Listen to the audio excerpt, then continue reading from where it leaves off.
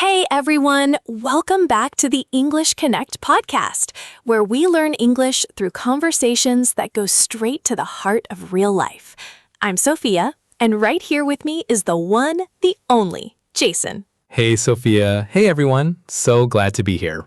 Okay, before we even start today, I have one question for you, Sophia, and I need you to answer honestly. Not podcast honestly, actually honestly. No, the last time you said that, we talked for 40 minutes. What is it? When was the last time you looked in the mirror and thought, genuinely, without any conditions, I am enough? Jason, I was not prepared for that at 9 a.m. Take your time. That question just walked straight past every defense I have and hit something I wasn't ready for. And that reaction, the nervous laugh, the long pause, that is the most honest answer anyone could give. I think every single person listening just felt the same thing. Because the real answer for most of us is not a clean yes. It is, I am enough when I achieve something, when people approve of me, when things are going well. I am enough, but only under certain conditions, only when I have earned it. And that word, earned, is the entire wound. Because self-worth is not a reward that arrives after performance. It is a foundation that has to come first. And most of us were never taught that. We were taught to perform for it, to chase it, to prove our way into it. And that is exactly what today is about. The most accomplished people I know, the careers, the success, the external markers, some of them feel the least worthy of all because they built everything on top of a hole, and the hole is still there. The achievement never filled it. It was never going to fill it. Because achievement was never the source. The source is something quieter and deeper, the unconditional, unshakable belief that you matter, not because of what you do, but because of who you are. Today, we are talking about self-worth, what it really is, where it goes, what steals it, and how you actually build it back. Not find it, build it. Jason and I are going to have a genuinely honest conversation about self-worth, the real version, not the Instagram affirmation version. Then we will break down 5 vocabulary words and phrases from today's conversation to sharpen your English. And we will close with a challenge, something specific and real you can begin today to start building the foundation that everything else in your life depends on. Before we begin, here is your question. When you make a real mistake, how do you speak to yourself? What does the voice say? And would you ever speak to someone you love in that voice? Hold that. We will come back to it. Let's go. Okay, Jason, self-worth is one of those phrases everybody uses and almost nobody defines. What are we actually talking about? What is it, really? It gets thrown around so casually, it has almost stopped meaning anything. You see it on motivational posts, in therapy speak, in self-help books, but when you ask someone to genuinely define it, most people struggle. So let's define it properly. What is it? Self-worth is your sense of your own value as a human being, completely independent of any external factor, independent of achievement, appearance, productivity, relationships, or anyone's opinion of you. It is the bedrock belief that you matter simply because you exist. Simply because you exist. And I think for most people, if they are completely honest, that idea feels almost uncomfortable, almost too simple, almost unearned. And that discomfort is the diagnosis. The fact that I have worth simply because I exist feels like it needs to be justified. That reaction tells you everything about how most people's relationship with their own value actually works. Because most of us were never taught unconditional self-worth. Praise arrived when we performed. Affection felt warmer when we behaved correctly. Approval showed up when we met expectations. And we learned, without anyone necessarily intending to teach us this, that we are worth more when we are more, and worth less when we are less. That lesson, absorbed in childhood and reinforced for decades, becomes the operating system, the invisible code running underneath everything. And it is so hard to see because it doesn't feel like a belief. It feels like reality. Of course I need to earn my worth. Of course it has to be deserved. That's just how it works. Except it isn't. That is a story. A very old, very convincing, very painful story, but a story. Now, what does low self-worth actually look like in real life? Because I think people imagine someone who is visibly broken, but the most common presentation looks nothing like that. It looks like the highest achiever in the room who cannot receive a compliment without deflecting it. Oh, it was nothing. I just got lucky. Anyone could have done it. Oh, I know that person. I have been that person so many times. We have all been that person. It looks like the person who says yes to everything because no feels like risking being seen as not enough. It looks like the person working twice as hard as everyone else, not from passion, but from terror. The overachiever who is not chasing success, they are running from the feeling of worthlessness. And because the running produces results, everyone calls it ambition, calls it drive. Until they stop, and the silence arrives. And the silence is unbearable, because the silence is when the feeling finally shows up.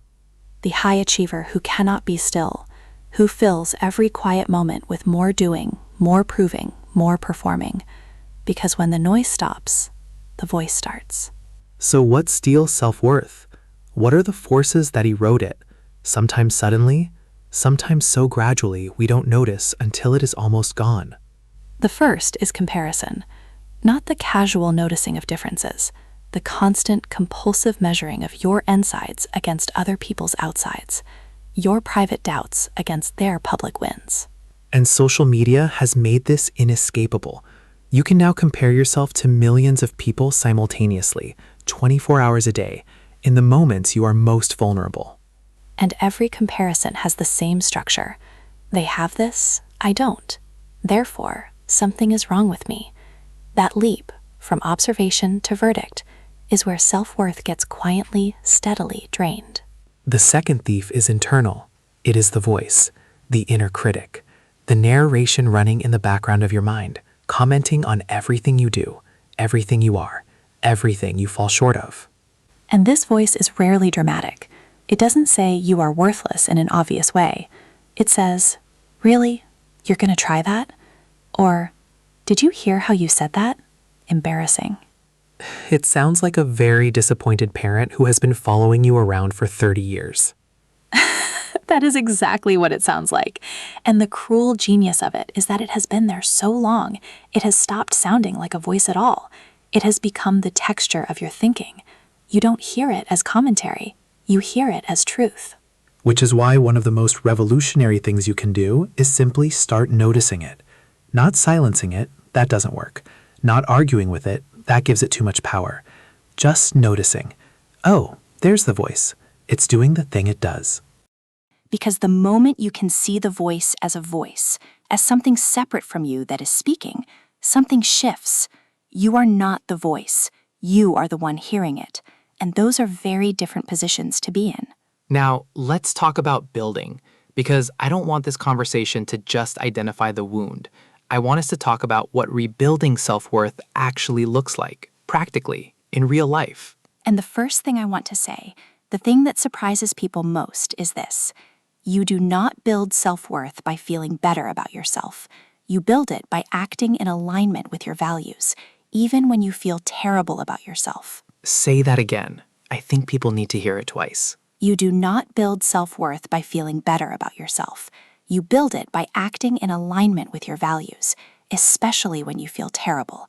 The feeling follows the action, never the other way around. Because most people are waiting to feel worthy before they act like someone who is worthy. But the internal shift does not arrive on its own. It is created by the behavior. Every kept promise to yourself is a deposit. Every boundary you hold is a deposit. Every time you speak honestly instead of saying what gets the most approval, that is a deposit. And those deposits accumulate, not overnight, but over months, over years. They build into something real, an actual felt sense that you are on your own side, that your needs are worthy of being met. And one of the most powerful things you can do for your self-worth is stop outsourcing the verdict on your own value to other people. Stop letting their opinions be the evidence you use to decide whether you are enough. Because other people's opinions are not data about you. They are data about them, their wounds, their projections, their experiences. Someone's criticism tells you what they think. It tells you almost nothing objective about who you are. And praise is equally unreliable as a foundation. If you build your worth on praise, you become a hostage to the next compliment, the next approval, the next review. Your sense of yourself rises and falls with every other person's mood. The only reliable source of self-worth is internal, built from your own relationship with your own behavior, from living in a way you can respect, not that others respect, that you respect. Now, I want to push back on something, because there is a version of this conversation that sounds like, just decide you're enough, think positive thoughts, love yourself, and everything will be fine. That is not what we are saying. Absolutely not. Because telling someone who has spent 30 years being told they are not enough to simply believe they are enough is not helpful. It is, frankly, a little insulting. Real self-worth is not a feeling you think yourself into. It is a relationship you build with yourself, over time, through consistent, caring, honest behavior toward yourself. And sometimes that work is hard. Saying no when every instinct says yes, choosing yourself when you have been trained your whole life to choose everyone else first. And sometimes it looks much smaller than that. Sometimes it looks like making yourself a real meal instead of eating cereal over the sink at midnight because you didn't think you were worth the 20 minutes. The cereal over the sink, that one hit very close to home. It always does, because it doesn't look like a problem. It looks like practicality. But underneath it is the quiet belief that you are not worth the time. And that quiet belief, unchallenged, runs through everything. The relationships you accept, the work you agree to, the dreams you permit yourself to have. Which is why self-worth is not a soft topic. It is foundational.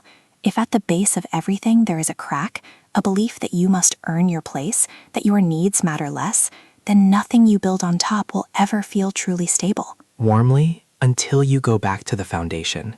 Do the work there, quietly, consistently, without applause, because you are worth the work, even before you fully believe it. Especially before you fully believe it. Gently, you act your way into the belief. You build your way into it, one small, honest, self-honoring act at a time.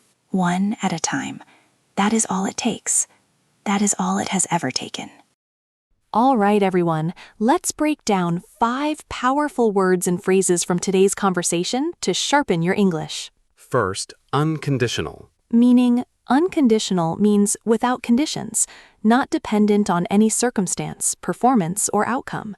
In today's conversation, unconditional self-worth is the sense of your own value that does not rise when you succeed and does not fall when you fail.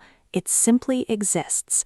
Most people were taught conditional self-worth, worth that arrives with achievement and disappears with failure, and unconditional self-worth is the far more stable alternative. Example sentence: what shifted in her relationship with her daughter was the moment she stopped making praise conditional on performance and started offering it unconditionally, and watched her daughter's confidence quietly, steadily bloom.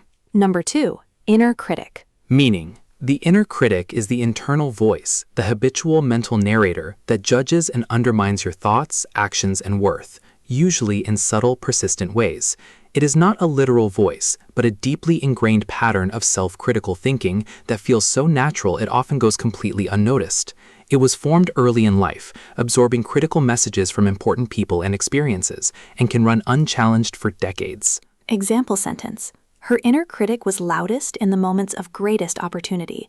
Every time a door opened, the voice rushed in with 100 reasons she wasn't qualified to walk through it, and for years she had listened. Number 3, outsourcing.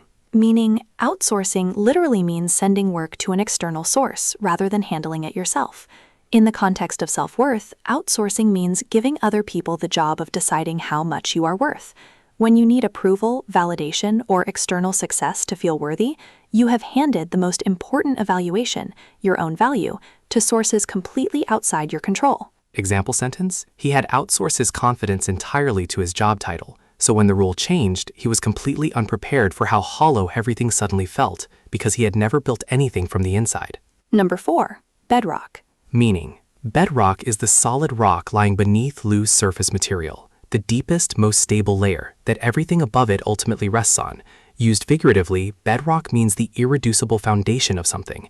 In today's episode, self-worth is the bedrock of a person's inner life. If it is solid, everything above it stays steady. If it is cracked, everything above it feels unstable no matter how impressive it looks from the outside. Example sentence. He had built an impressive life, career, family, reputation, but when the crisis stripped it all away, he found there was no bedrock underneath, no sense of inherent worth that could hold him when the external structure fell. And number 5, projection. Meaning, projection is a psychological term for unconsciously attributing your own feelings, fears, or insecurities onto another person.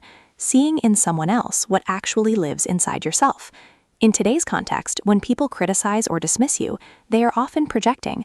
Their reaction reflects their own inner world far more than any objective truth about who you are. Understanding projection helps you hold other people's opinions much more lightly. Example sentence: It took her years to understand that her mother's constant criticism of her ambition was projection. Her mother had buried her own dreams decades ago, and watching her daughter reach further was simply too painful to witness without complicating it. Jason, after everything we talked through today, honestly, where are you sitting with it? Honestly, I feel like someone held a mirror up to something I have been walking past every single day without clearly seeing. The outsourcing thing, I do that constantly. I have been letting feedback and results and responses tell me whether I am okay as a person. And they are absolutely not qualified for that job. No credentials whatsoever, and yet I have been handing them the evaluation form for years without even questioning it. And the first step is just noticing that. Not beating yourself up, because that's just the inner critic disguised as self-awareness. Just noticing and quietly deciding to take the form back. So here's your challenge. Specific, honest, and we want you to do it today, not next week. Today. Think about the question we asked at the beginning. When you make a mistake, what does the voice say? Write it down exactly as it speaks. Then write beside it how you would speak to a close friend who made the exact same mistake, word for word, the actual language you would use with someone you love. Look at the gap between those two. That distance between how you speak to yourself and how you speak to someone you love, that is exactly where your self-worth is living right now. Then write one small concrete act of self-worth you can do today. Not a transformation, one act. Make the real meal. Hold the boundary. Keep the promise you quietly dropped last week. Come tell us in the comments. What did the voice say? What was the gap? What is the one act? We are in those comments reading every single one. If today reached somewhere real in you, share it with one person who needs it. One person working too hard to prove their worth. You don't need to explain why you're sending it. Just send it. Subscribe, leave us a review, and stay with us. We are here every single week. And here's what we want you to carry today. You have been grading yourself on a curve that was never fair, holding yourself to a standard that shifts every time you get close to meeting it, waiting for a feeling of enoughness that was always going to be just one more achievement away, because the achievement was never going to be the source of it. The source is here, inside, in the quiet decision made today, without fanfare, without guarantee, to treat yourself as someone who matters, not because you earned it, not because you proved it, not because the world confirmed it, because you are here, because you are trying, because you are a human being, and that has always, always been enough. Build the foundation, one honest, caring, self-honoring act at a time. You are worth the work. You have always been worth the work. Begin.